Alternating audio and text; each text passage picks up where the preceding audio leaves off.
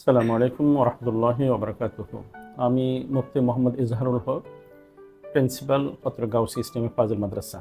আমি এই প্রতিষ্ঠানে 2004-এর 1 মার্চ যোগদান করেছি। সেখান থেকে অদ্যাবধি আমি এই অধ্যক্ষ পদে কর্মরত আছি।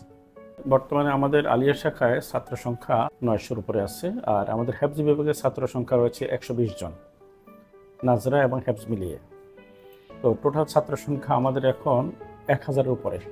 পাশাপাশি আমাদের অত্র প্রতিষ্ঠানে আমাদের দেশের যারা অসহায়, দরিদ্র, অতি সাধারণ পরিবারের শিক্ষার্থী রয়েছে, প্রান্তিক যে সমস্ত স্টুডেন্টগুলো রয়েছে, তাদেরকে আমরা আমাদের এই মাদ্রাসায় আবাসিক লিল্লা বোর্ডিং রেখে তাদেরকে আমাদের লেখাপড়া করার ব্যবস্থা রয়েছে এই প্রতিষ্ঠানে। জনাব শামসুর রহমান স্যার সম্পর্কে শুধু একটু আলোকপাত নয়, অথবা উনি এখানে জড়িত ছিলেন বিষয়টি এমনটি নয়। মূলত ওনার হাত ধরে এই প্রতিষ্ঠান আজকে পর্যায়ে এসেছে।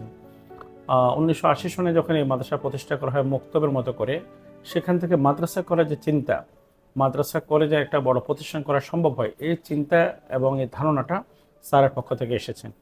আলহামদুলিল্লাহ, শুরু থেকে স্যারের অভিভাবকত্বে, স্যারের নেতৃত্বে, স্যার যে আমাদের গার্ডিয়ান ছিলেন, তার তত্ত্বাবধানে এই প্রতিষ্ঠানটা আজকে ফাজিল এমপিভুক্ত।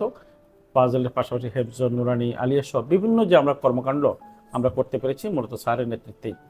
স্যার এই প্রতিষ্ঠানের জন্য শারীরিকভাবে, মানসিকভাবে, আর্থিকভাবে যখন যতটুকু প্রয়োজন হয়েছে ততটুকু স্যার আমাদের জন্য সহযোগিতার হাত বাড়িয়েছেন।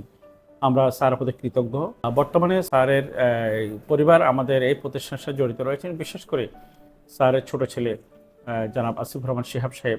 আশা করছি যে স্যারের অবর্তমানে স্যারের পরিবার এবং স্যারের পরিবার পক্ষ থেকে জনাব আসিফুর রহমান শিহাব সাহেবকে যে দায়িত্ব দেওয়া হয়েছে, আমরা আশা করি এবং বিশ্বাস করি স্যারের যোগ্য উত্তরসূরি হিসেবে তিনি মাদ্রাসার জন্য হাল ধরবেন এবং তার বাবার যে অসম্পূর্ণ কাজগুলো রয়েছে, আশা করি তিনি সেই কাজগুলো সম্পন্ন করবেন।